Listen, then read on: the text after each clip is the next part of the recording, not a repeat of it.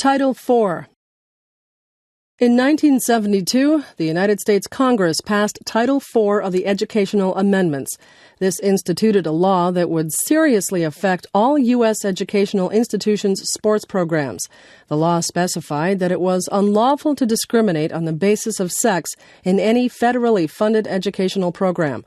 This meant, among other things, that boys and girls and men's and women's sports programs would have to receive equal funding and support under the new law.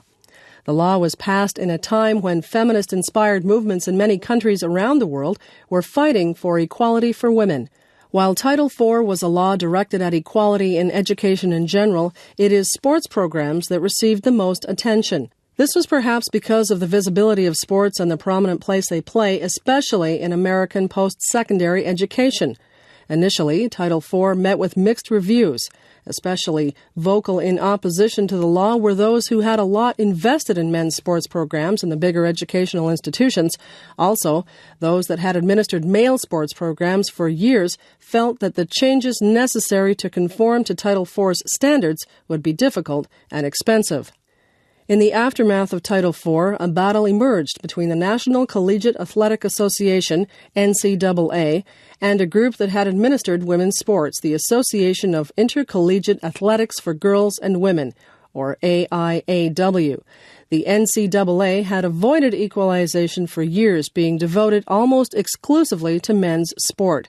In fact, it was in opposition to the NCAA that the AIAW formed in the first place. However, with federal funding now legally devoted to equalization, the NCAA made an about-turn and suddenly supported equalization. In what many consider to be an obvious and unfortunate power move, the NCAA absorbed the AIAW. The long-term effects of this move were to wrestle control of women's sport out of the hands of women. The AIAW was administered by women for women. However, with the takeover, the administration of women's sport fell into the hands of men. Title IV did not manage to equalize funding between the sexes, at least not at first. The legislators of Title IV probably couldn't imagine the resistance to equalization in sport that would emerge, nor did they probably realize the extent of male privilege in school sport, especially at the upper, more elite levels. Almost 30 years after the legislation, there is still not equalization in many cases, although an increasing number of schools have fallen in line with the law. Today, women's sport has achieved a much higher level of respectability and support in schools. However, there is still resistance to complete equalization, and female supportive administrators continue to fight legal battles in support of girls' and women's participation in sport.